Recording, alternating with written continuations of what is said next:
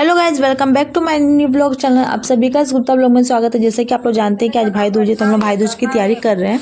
तो आप सभी भाइयों को मेरे तरफ से, सारी बहनों की तरफ से भाई दूज की हार्दिक हार्दिक शुभकामनाएं। आप लोग की हमेशा लंबी उम्र रहे, आप लोग को हर नज़र बुरी हर चीज़ से आप लोग को बचा के रखे भगवान जी।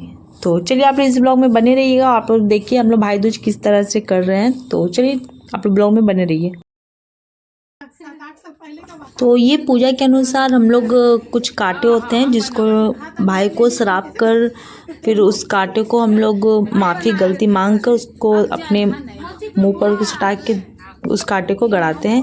और इसमें बहुत से नियम होते हैं, जो कि इसमें फिर डंडे होते हैं, उसको पार करना होता है। फिर बोला जाता है कि हम लोग अपने भाई के दुश्मन के छाती पर रख के पार होते हैं। कुछ लोग होते हैं कि बाल को धोते हैं, तो वो ऐसा बोलते हैं कि मैं अपने भाई का दुश्मन का खून पी रही हूँ। मतलब इस तरह से कुछ परंपरा है। तो आप इस ब्लॉग में बने रहिएगा पूरे अंत तक और देखिए कैसे हम लोग पूजा कर रहे हैं। सुता के अभी है। हाँ हाँ हाँ हाँ पूजा होगा ना उसको भी।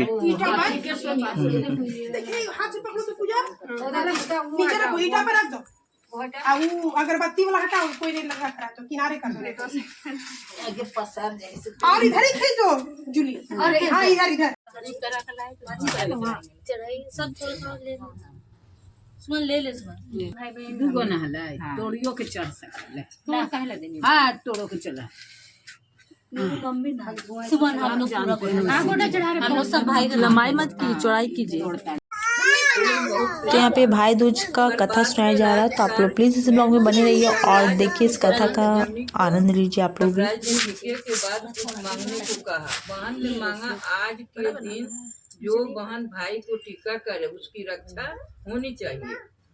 भाव विभोर पुराण में इस कथा के अंत में कहा है कि युधिष्ठिर जमुना ने कार्तिक शुक्ल पक्ष को द्वितीया को ही अपने भाई को नियंत्रण किया था, अतः इस पर्व का नाम जमदूतिया पड़ गया।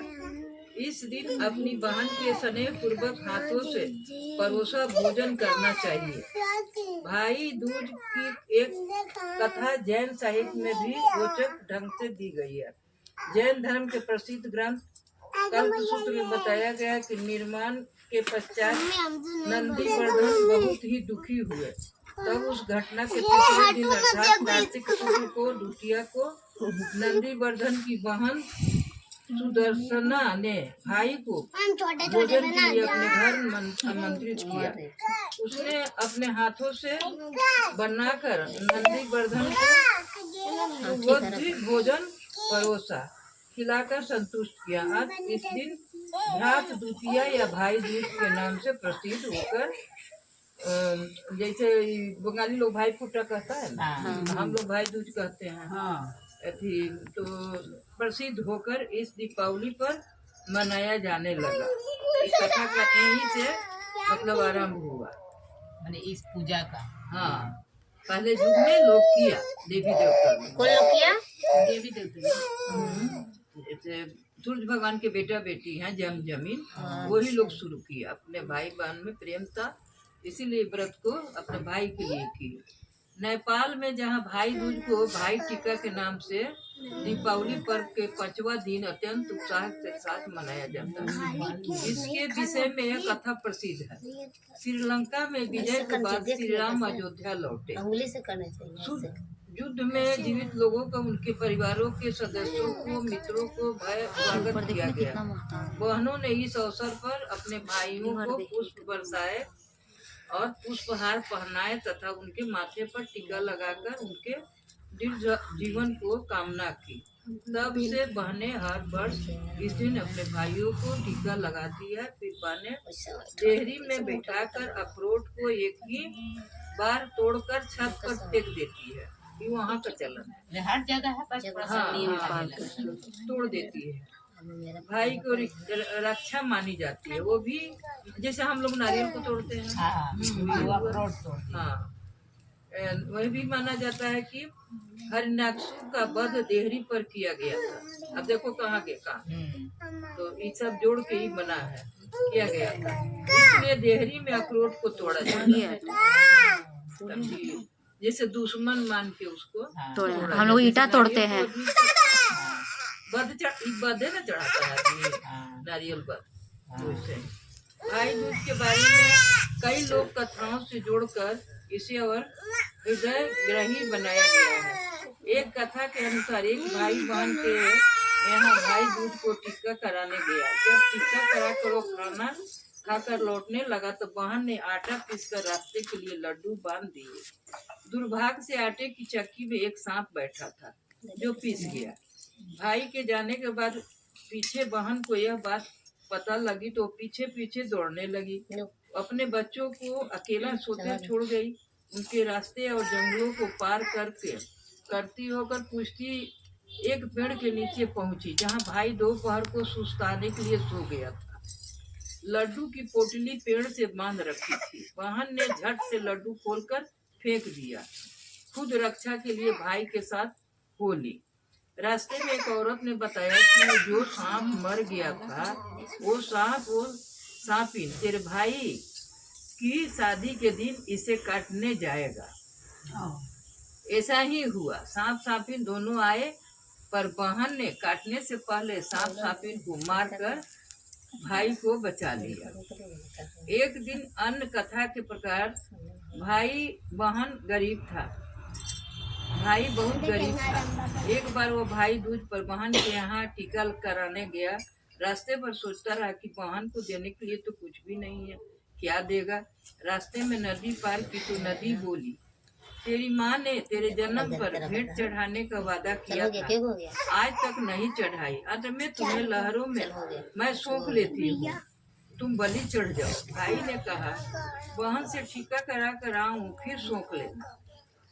ओकर माँ मन्नत मानी थी तो वो नदियों लहर मारने लगा कि आज तुमको हम खा जाएंगे। तो ये बोला कि मेरे भाई बहन को टीका लगा कर आने दो तो फिर हमको खा लेना, सौंप लेना। आगे रास्ते में शेरावली मिले। वो बोले तेरी माँ ने तेरे जन्म पर बकरा चढ़ाने को वादा किया था, आज तक पूरा नहीं किया, तुम्हें आज मैं खाएंगे। भाई ने कहा बहन से टीका करा कर आओ फिर खा लेना। जंगल उतार कर पहाड़ ने कहा तेरा जन्म के लिए तेरी माँ ने मेरी पूजा कर देने को कहा था, आज तक नहीं दी। भाई ने उस बहन से टीका करा कराने की बात कही। इसीलिए ज्यादा मन्नत उन्नत नहीं मानना चाहिए, हो जितना ही हो बस भगवान को छोड़ देना।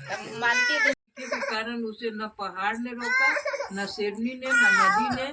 फिर बहन ने सोने की ईंट से पहाड़ की पूजा की, शेरनी को बकरा चढ़ाया, नदी को भेंट चढ़ाई, इसका आशीर्वाद दिया। इससे उसका भाई सबके पार कर गया। ना तो बहनिया के कहा कैसे ऐसे हम जाएंगे तो हमको सब खाइए जाएगा, तो इसीलिए टीका करा वही बहन के लेके आया और उसके साथ पूजा करते आया, सब आशीर्वाद दिया कि दीर्घायु हो जाओ। दूसरा कहा, तीसरा कहा, एक कान कथा है। एक राजा जाने जाता है इसलिए जीत जाता है। अब उसने भाई दूज आने पर उसने जाने से रोक दिया, साथ ही कड़ा पहरा लगा दिया, वो न जाने पाए अपनी बहन से टीका लगाने। जब भाई दूज पर भाई बहन के पास टीका कराने नहीं पहुंचा तो बहन बहुत दुखी हुई। भाई तब यमराज की कृपा से कुत्ते का रूप धारण कर लिया और राजा के कड़े पहरे के बावजूद बहन के यहाँ पहुँच गया। बहन टीका लगे हाथ से लगाए बैठी हुई थी। कुत्ते को देखकर प्रेम से अपना टीका उसे सना हाथ उसके माथे पर फेर दिया। कुत्ता ऑफिस चला गया। लौट कर वो राजा से बोला, मैं भाई दूज को टीका कराए आया हूँ, आओ अब खेलो। राजा बहुत चकित हुआ। साले ने तब सारी बात सुनाई। राजा भी तो टीके का महत्व मान गया। अब अपनी बहन से टीका कराने चला गया। तब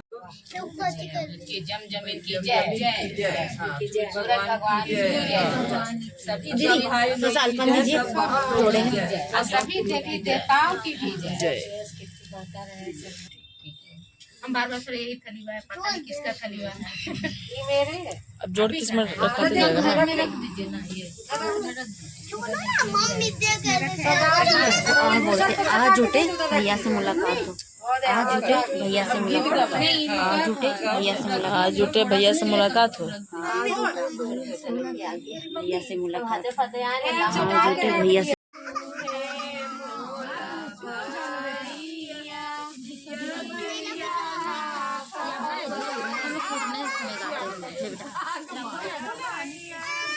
तो ये देखिए कांटा जो कि भाई को श्राप कर फिर गलती को माफ़ करके ये मुंह में कांटा को चुभाया जाता है।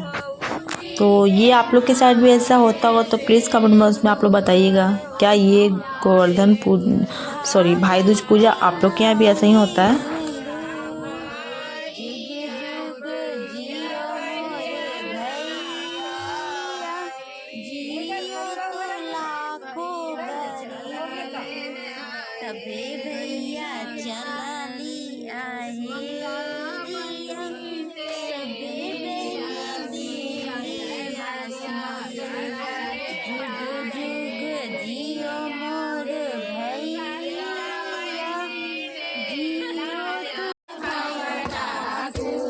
तो ये पूजा की कथा के अनुसार हम लोग भाई के दुश्मन को इसमें कूट रहे हैं। तो आप लोग देखिए, इस ब्लॉग में बने रहिएगा। और प्लीज़ आप लोग को ये ब्लॉग अगर अच्छा लगा तो प्लीज़ चैनल को सब्सक्राइब, लाइक एंड शेयर करना बिल्कुल ना भूलें और अपना प्यार मुझे बरसाइए। और जो लोग नए इस ब्लॉग में तो प्लीज़ चैनल को सब्सक्राइब कर ले। तब तक के लिए बाय बाय। आप लोग ब्लॉग में बने रहिएगा पूरे अंत तक।